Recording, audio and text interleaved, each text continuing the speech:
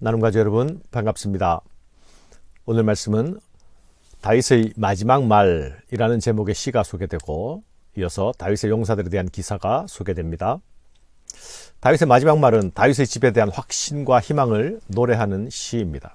자신의 전 생애를 회상하면서 여호와께서 베풀어 주신 은혜와 구원에 대하여 감사하는 노래를 부르는 것입니다. 다윗은 높이 세워진 자, 하나님에게서 기름 부음을 받은 자, 이스라엘의 노래 잘하는 자로 자신을 소개합니다. 그는 비천한 목동의 신분에서 이스라엘의 왕이 되었고 열방의 으뜸이 되었습니다. 기름 부음 받은 자로서 하나님께서 특별히 보호하시는 자가 되었습니다. 그는 또한 이스라엘의 노래 잘하는 자였습니다. 이 말은 단순히 그가 요즘처럼 유명한 가수가 되었다는 말로 여길 수 없는 것이죠. 그가 시를 지어서 노래한 것은 그의 마음과 생각이 항상 여호와 하나님으로 가득 차 있었기 때문입니다. 그래서 그의 노래는 항상 그와 함께 하신 하나님을 노래했습니다. 기쁠 때나 슬플 때나 그는 항상 하나님 앞에 있었죠. 하나님은 이런 다윗을 통하여 말씀하셨습니다.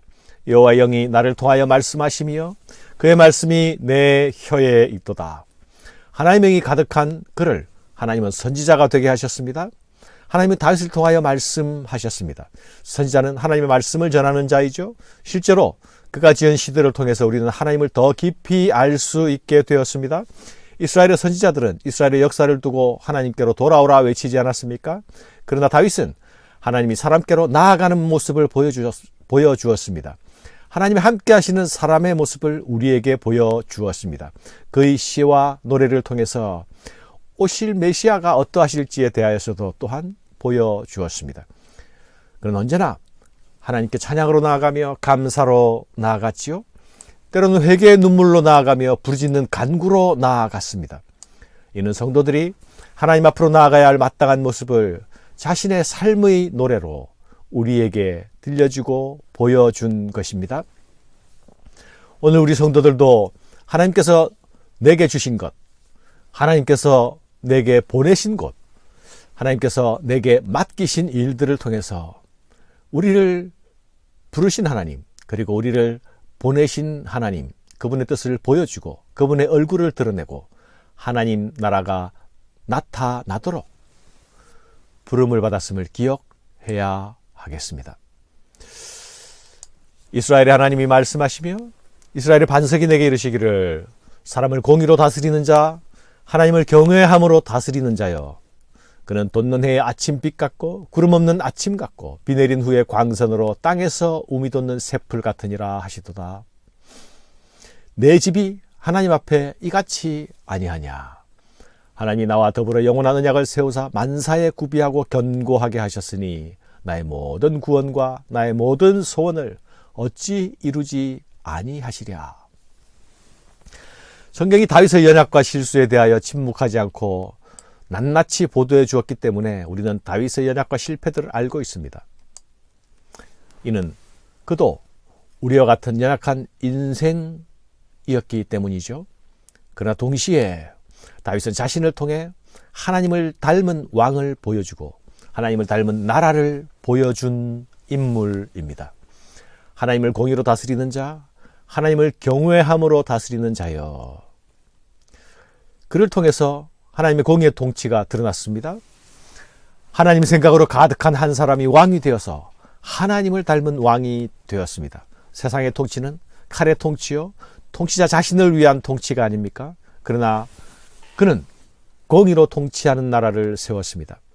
백성들을 위해 존재하는 나라를 세웠습니다.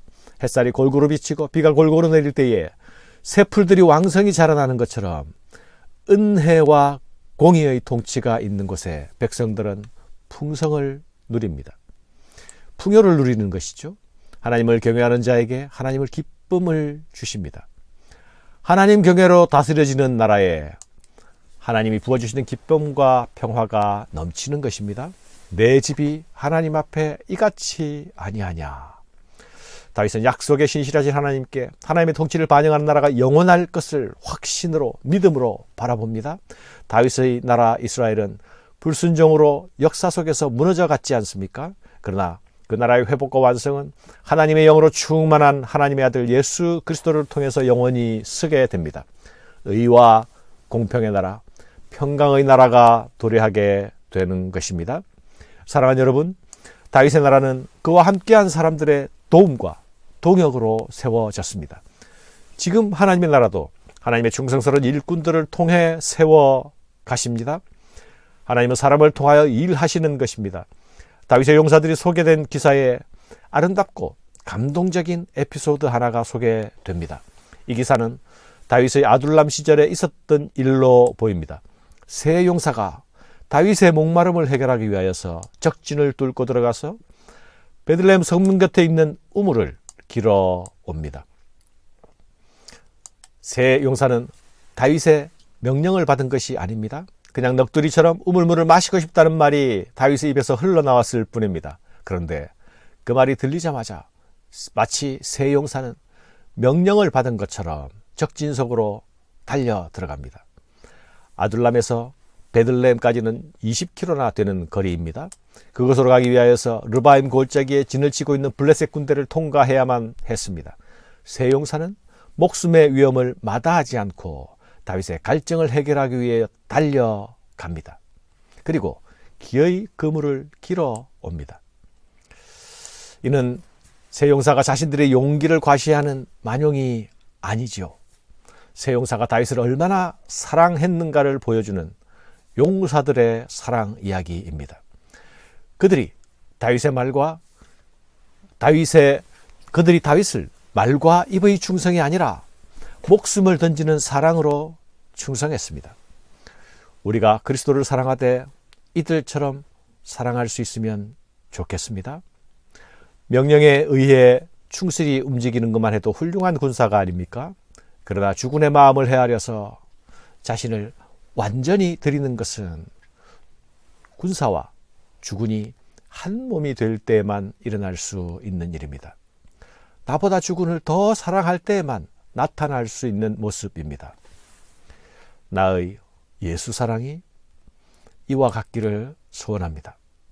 세 용사들이 그 소원의 마음을 격동시킵니다.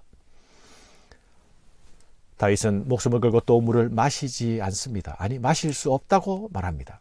다윗이 마시기를 기뻐하지 아니하고 그 물을 여호와께 부어드리며 이르되 여호와여 내가 나를 위하여 결단코 이런 일을 하지 아니하리이다. 이는 목숨을 걸고 갔던 사람들의 피가 아니니까. 다윗은 그것이 물이 아니라 용사들의 피라 말합니다. 그리고 그 피를 여호와께 바칩니다. 다윗이 그 물을 당연하게 마시는 자였더라면 그도 세상 사람들처럼 아랫사람들의 희생을 밟고 자신의 권좌를 누리는 그런 사람이었을 것입니다.